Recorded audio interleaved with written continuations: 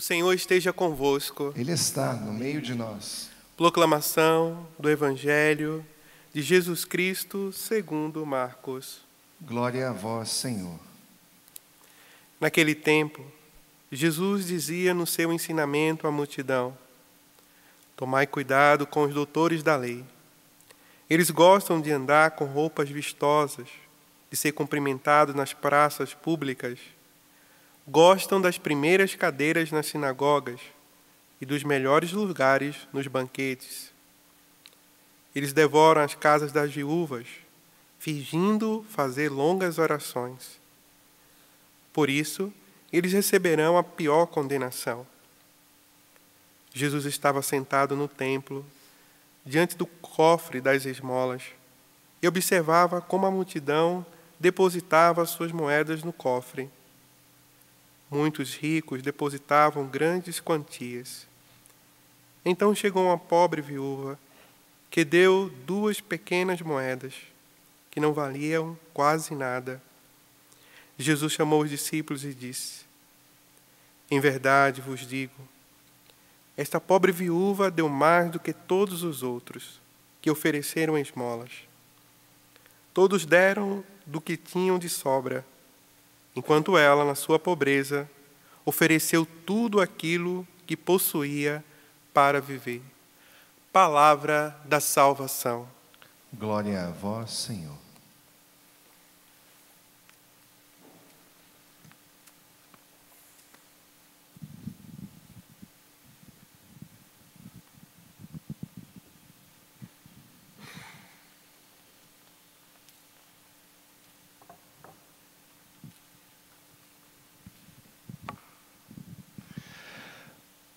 O Evangelho de hoje nos traz 2 dimensões muito interessantes para que a gente possa meditar no dia de hoje, né? Primeiro, é a oferta da nossa vida. Oferta. O que eu vou ofertar a Deus, né? O que eu poderia dar para Deus se Ele me dá tudo? A vida que está em mim é dele. A alma que está em mim veio do céu. O Espírito de Deus habita em mim. Então, tudo que eu tenho e sou vem de Deus. O que eu poderia dar para Deus? O reconhecer como Pai, ter o reconhecimento de que Ele é o Senhor da minha vida, tratá-lo como Pai. Talvez seja um dos maiores desígnios da nossa vida, é ter esse reconhecimento de reconhecer Deus como o Senhor da nossa vida. E a nossa generosidade de o reconhecê-lo nos faz prestar a Ele todo louvor e glória. Usar a nossa vida para glorificar a Deus. Como eles estão fazendo, né? Vão se entregar a Deus. A vida já não mais te pertence. Agora ela vai ser do Senhor. Você não vai mais fazer a sua vontade, mas vai servir a Deus através das pessoas, né? Nós abrimos mão da nossa vida para ser serviço para o outro. Então, vocês estão fazendo como essa viúva que vai doar tudo o que vocês têm, né? Até a própria vida para o serviço do reino de Deus. É algo muito grande, né? Então, quando nós olhamos esta oferta de hoje, a viúva fez isso, né? Foi lá, deu tudo o que ela tinha para viver. É o que vocês vão fazer. É o que nós fazemos, né? Quando vocês entraram hoje, eu fiquei imaginando o dia que eu também entrei para a última missa, né? Porque a gente sempre celebra o tríduo preparatório. E aí eu fiquei olhando, falei, nossa, 25 anos atrás eu fiz isso, né? Eu entrei para a última missa preparatória e a igreja, né, que eu estava chamava Sagrado Coração de Maria. Era a última missa minha, como diácono, né? Então, era um momento que eu estava ansioso. Porque a gente está preparando a ordenação, né? Você tem muitas coisas na cabeça, tem música, tem as pessoas que vão nos ajudar, tudo. Mas você tem que entregar. Porque você não pode fazer mais nada. É você que vai se entregar a Deus, por isso que eles vão amanhã, aqui na Santa Missa, se prostrar em terra, né? Como que aquele que volta ao pó. Né? Não sou nada agora. Estou me entregando inteiramente. Vou morrer para mim mesmo e ressuscitar para uma vida nova em Deus. Ser inteiramente de Deus. É um serviço de doação. Né? Maravilhoso. É fácil? Eu vou dizer para vocês que não é. A gente quer tomar de volta. Né? E a gente tem que ter cuidado para não ser como os doutores da lei, que sabe tudo de Deus, mas não vive nada de Deus. Eu posso correr o risco, você também, vocês dois, qualquer um de nós podemos correr o risco, né, de saber tudo de Deus, toda a lei, conhece os preceitos da lei, os 613 preceitos da lei que está no Pentateuco, saber como lava as vasilhas, os talheres, fazer as obrações, de entrar em casa, de purificar, de conhecer os mandamentos e exigir de todo mundo os mandamentos, mas não viver. Né? Eu posso correr o risco. Então, hoje Jesus fala das duas dimensões. Do que faz a entrega total da sua vida e do outro que tem o conhecimento de como fazer, mas não vive. Né? Então, eu posso correr um risco também de exigir de todo mundo que sejam perfeitos, que sejam caridosos, que sejam puros, que vivem uma vida íntegra diante de Deus, mas eu não viver. Então, Jesus está criticando os doutores da lei, que fazem, né, que sabem tudo, mas que devora as casas das viúvas, que busca tudo para o seu bel prazer. Eu posso fazer do meu sacerdócio um bel prazer para mim. Né? Me dá status, me dá nome, me dá conhecimento, me leva a ser conhecido, as pessoas me respeitam. Então, tem muitas coisas que eu posso usar do meu sacerdócio. Tem muita gente que usa. Né? Então, importante, Jesus está dizendo que é como eu vou agir igual aquela viúva, que dá tudo da sua vida e vive como pobre diante de Deus. Né? Viver como pobre diante de Deus não é fácil, porque fica na dependência de Deus, né? E que bom que a gente vive da caridade, né? Das doações, da generosidade dos outros. Né? A Canção Nova, o Padre Jonas sentiu em seu coração para que ela fosse dependente das pessoas. Para que a gente não fosse rico de nada. Né? Que tudo isso aqui não é nosso, isso aqui é de Deus, não pertence a ninguém. Não é do Monsenhor Jonas, não é do Eto, não é da Luzia, não é do Conselho, não é de cada um de nós, nós somos dependentes. A casa que eu moro, casa que vocês moram comigo também, né? Nada é nosso, né? Nem a cama, nada. Tudo é de Deus, até a comida que a gente pega lá no refeitório para almoçar, é doação, não é nosso. A gente come aquilo que oferece, né? Aquilo que Deus nos dá. E a gente tem que ser agradecido. Agradecido pela água que chega, né? Você que está aí na sua casa, também, às vezes a gente não sabe agradecer, como essa viúva que dá tudo. Né? Nós não sabemos agradecer, porque você imagina quantas pessoas trabalham para você todos os dias, enquanto você está aí na sua casa, enquanto eu estou. Né?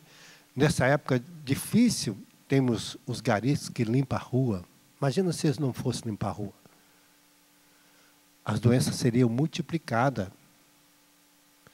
A água que chega na nossa casa limpinha para a gente tomar banho, né, até para beber. São pessoas, milhares de pessoas trabalhando para nós. Né? A energia elétrica que chega, são milhares de pessoas que trabalham. O arroz que chega, são milhares de pessoas que trabalham. A carne, a verdura, são gente que dedica, né, ao trabalho de plantar, cultivar, e chega para nós prontinho, só para a gente usar. né? A roupa que a gente veste. Imagina se a gente for plantar algodão, fazer tudo, tecer, né? Que é mais antigo aí, sabe da dificuldade que tinha para ter uma roupa, né? Fazer um sapato. Sapato antigamente a gente não achava no supermercado, não achava na loja. Tinha que mandar fazer, vinha o couro, vinha aquelas peças de couro. Você mandava fazer um sapato, gastava um mês para o sapateiro fazer um sapato. Tudo demorado. A gente ficava lá namorando o sapato de longe, né? Esperando o sapato chegar. A gente era criança, quando o sapato chegava já não servia mais. Então, a dificuldade. Então, tudo nós dependemos do outro, né? Então, essa generosidade que Jesus está falando, da doação, eu fiquei, quando eu ouvi essa palavra de Deus, eu fiquei, assim, contrito com o meu coração, porque quantas vezes, para Deus, eu deixei para a última hora. Quantas missas, eu ia à missa, na última missa, porque era das 20 horas, que tinha uma missa, eu ia nessa, porque era a última hora que eu tinha para ir na igreja. Porque durante todo o dia você arruma tantas coisas para fazer.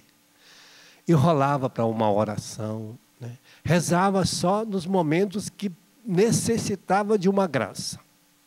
Só quando estava precisando. Ou fazia uma promessa, porque aí eu tinha que pagar, né?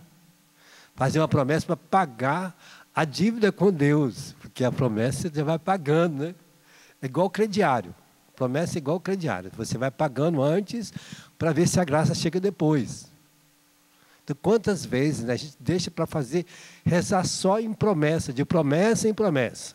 Não reza espontaneamente, agradecendo a Deus pelo dia, por tudo que a gente recebe, né, pelo ar que a gente tem, pela chuva que chega, nada. A gente às vezes até reclama, fica nervoso, irritado, a gente acha ruim. Se está frio, a gente reclama. Se está quente demais, a gente reclama. Se não está mais ou menos, a temperatura sobe e desce, a gente reclama também.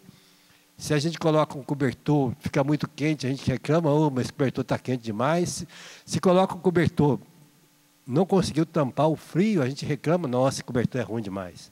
Então, é assim, né? Tudo a gente é mal agradecido, como os doutores da lei, que sabe tudo e não vive nada. Tem gente que fica espreitando o outro porque conhece toda a lei de Deus. E aí fica lá esperando o outro errar para apontar os defeitos. Esses são os doutores da lei. Não ajuda o outro a corrigir. Não, fica lá só para ver os defeitos. E aí São Paulo nos mostra o que eu preciso fazer. Ele vai dizer, olha, caríssimo, diante de Deus, quem vai nos julgar é Jesus Cristo. Então não julgue teu irmão. Não fique aí para julgar porque você conhece bem a lei de Deus. Não. Use dela como pedagoga para te ajudar o outro a ser melhor. Ele que há de julgar os vivos e os mortos. Nós não vamos julgar ninguém. Nós não estamos aqui. Nós estamos aqui para ajudar os outros que estão vivendo errado. Eu não posso sentar lá no meu tribunal e ficar lá como um coletor de impostos e condenando. Esse vai para o céu, esse vai para o inferno. Tem gente que vai à missa e fica lá na igreja, vendo quem entra, quem comunga, quem faz isso, quem faz aquilo, quem errou, como que errou, porque vive, fica lá vigiando os pecadores públicos. A igreja é lugar de pecador público. Graças a Deus que o pecador público chega na igreja, graças a Deus que você veio. Aqui mesmo é o lugar seu. Então, é para ir para a igreja. Não é para, aqui a igreja não é lugar para santos. Santos é lá, o altar. Aqui é os pecadores. Nós estamos aqui vencendo o pecado para santificar e chegar no céu. Nós só vamos ser santos quando nós chegarmos no céu. Enquanto estiver caminhando aqui, nós estamos sujeitos às vicissitudes, ao pecado, às misérias, aos erros. Que bom que a gente não pecasse, seria ótimo. Mas a gente vai cometer um pecadozinho. Então, por isso ele está dizendo São Paulo. Por isso, insista, proclama a palavra de Deus com insistência. A palavra de Deus que vai curar o outro, que vai dar vida. Ele diz, ó, insista oportuna e inoportunamente. Argumenta, repreende, aconselha com toda a paciência e doutrina. A gente vai aprender a fazer isso em Deus, por estar aqui. Porque muitas pessoas estão vivendo mal porque acreditam em fábulas ainda. Estão acreditando em fábulas, né? Vivem de coisas. Hoje a internet está cheia de fábulas. Você pega no YouTube e você acha fábulas, todo mundo falando de Jesus Cristo, mas nada de Cristo. Nada de viver de Cristo, né? Então, por isso, existem muitas fábulas, muitas doutrinas sedutoras, né? Que os jovens são seduzidos. Que homens, pais de família são seduzidos, né? A gente vê quantas doutrinas que aparecem nesse mundo, sedutoras, porque são fábulas, criadas a partir da humanidade, gente que adora a lua, gente que adora o sol, gente que vai para a reencarnação, gente que vai para não sei aonde, gente que acredita que se pôr um pingente vai dar sorte, o outro põe lá, pede arruda, põe arruda atrás da orelha para espantar demônio, outro põe comigo ninguém pode na entrada da porta que vai afastar mal. Gente, nada disso afasta mal. O demônio vai ligar para planta, para pingente, para nada. O demônio não liga, ele só não gosta da palavra de Deus e da oração. Da Eucaristia, do corpo de Cristo, da vida em Cristo, da santidade, da confissão. Por que o demônio não quer que a gente confesse? Porque o maior exorcismo da nossa vida é a confissão. É um exorcismo que antecipa a libertação da vida plena em Deus, que derrota Satanás, que derrota o demônio. Então, por isso, a nossa doação em Deus, ela se dá nesta riqueza, quando nós arrancamos de nós as misérias, aquilo que nos destrói, aquilo que nos acusa, aquilo que nos faz mal, e vivemos na dependência da graça de Deus. Então, por isso, hoje, o Senhor está te convidando, né? O que está te fazendo mal? O que está te destruindo? O que está tirando a sua alegria? O que está roubando a sua felicidade? As fábulas desse mundo? Jogue fora. Pegue a palavra de Deus, se alimenta dela, que você será rico de Deus, rico das graças, da bênção, da vida nova. Aí você vai ter prazer de viver a sua vida em tudo que ela está alicerçada. Se ela está em Deus, você está sobre a rocha de Deus e nada pode te destruir. Nada pode tirar a sua alegria. Ninguém pode roubar o bel prazer da sua vida se nós estamos em Deus, porque estamos alicerçados na graça dele. Vamos pedir esta riqueza para nós hoje, pedindo ao Espírito Santo que venha iluminar o nosso coração, que venha trazer como esta viúva hoje. Nós queremos entregar nas tuas mãos, Senhor, a nossa vida. Queremos entregar nossa casa, nosso trabalho, nossos afazeres, nosso estudo.